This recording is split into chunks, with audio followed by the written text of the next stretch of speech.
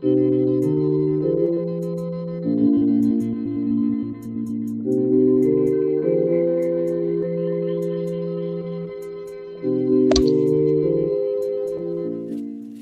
everybody, and thank you for joining me. Today's video is going to be a difficult one for me to make because it deals with child suffering, and this is a difficult topic for me to speak about. When it comes to women and children, I have a real soft spot. I don't like to see suffering in anybody or anything, people, animals, the environment, but in particular when it comes to women and children, this really bothers me. So I just want to warn you ahead of time that we're going to be talking about some really difficult statistics to have to look at. I was talking to a Christian friend of mine the other day about prayer and the power of prayer. I'm wondering, why do Christians pray? This has always been something that kind of confused me when I talk to Christians. You know, why do you pray? Do you think you're actually going to change God's mind? Like, is this all-knowing God? He has a plan, and then some Christian's going to pray and it's going to change that plan. Are all things determined? The prayer is really just a determined part of God's plan, like the Calvinists would say.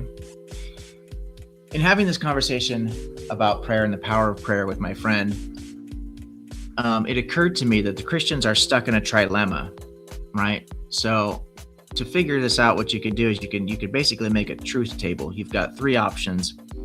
In order for one option to be true, then the other two options must be false. So before I get into the truth table and the trilemma, I want to just read some statistics, but we're going to first see, what does the Bible have to say, right? And when the two passages I'm going to read to you are not only found in every Bible, in every translation, a Christian Bible that is, of course, but these are the words of Jesus, right? If you've got one of those fancy Bibles with the red letters, you'll see for yourself. This is actually Jesus allegedly speaking. So let me pull this up for you and follow along with me here.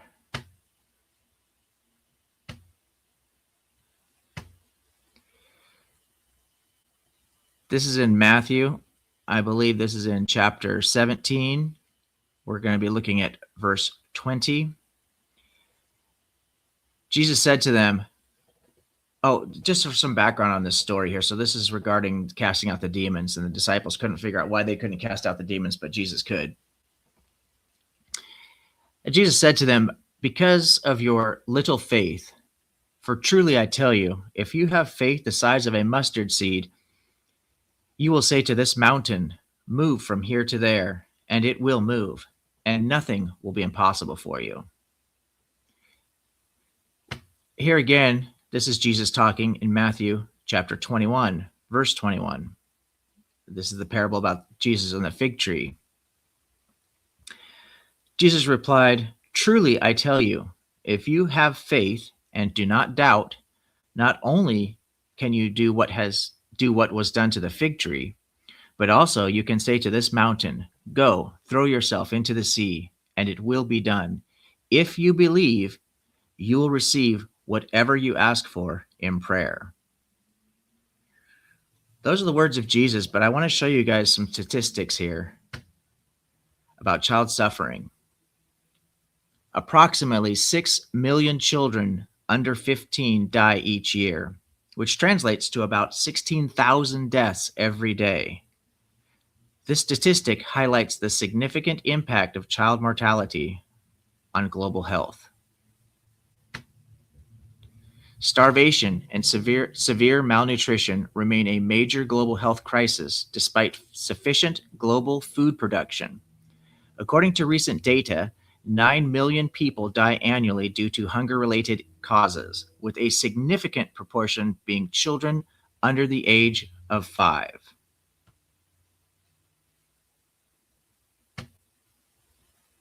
So here's how this trilemma works.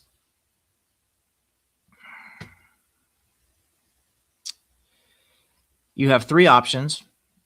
In order for one option to be true, the other two must be false. The first one would lead us to believe that Jesus is wrong. What the Bible says is actually false. Okay. So, number one, Christians do have faith when they pray. And number two, Christians do want to end child suffering. But the third option is that the Bible would have to then be wrong. What Jesus said would be false. Second version of this trilemma leads us to the conclusions that Christians don't actually have faith when they pray. So number one would be that the Bible is correct. Jesus was right when he said this. Two, Christians do actually want to end child suffering. But the third option means that Christians don't actually have any faith. The third trilemma, and this is the most disturbing of the three, in my opinion, is that Christians don't actually want to end child suffering. So number one, the Bible is correct. Jesus was right when he said this. And two, Christians do have enough faith when they pray. But the third option would necessarily be that Christians don't actually want to end child suffering. The problem with this trilemma is that it comes from the Bible. It comes from the mouth of Jesus. You only have three logical possibilities, and the statistics don't lie. Children are suffering. So I challenge any of the Christians out there, any theologian, any Bible scholar, anybody at all who wants to respond to this. Maybe you can come up with some apologetic, and I'd like to discuss this with you if you think you have a solution to this trilemma. There's only three logical possibilities. This religion is broken. It causes people to make wild assertions about science, about history, about ethics and morality. It gives people this false illusion that they have power in prayer. And then when their prayers don't get answered, they have to start making excuses for why God didn't answer their prayers. If you're making excuses for the most powerful being in the universe, allegedly, something is wrong.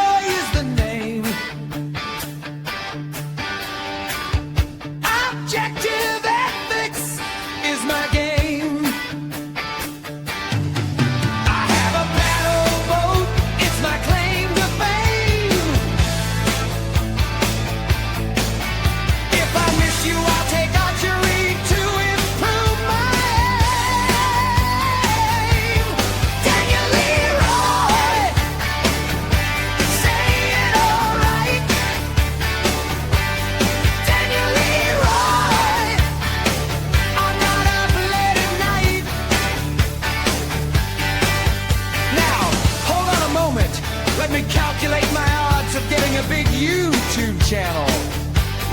3.30 for repeating, of course.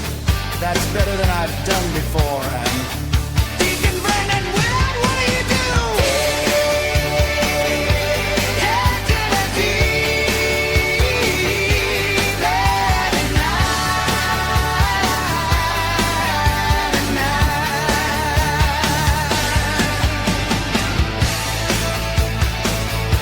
oh shit, he just ran.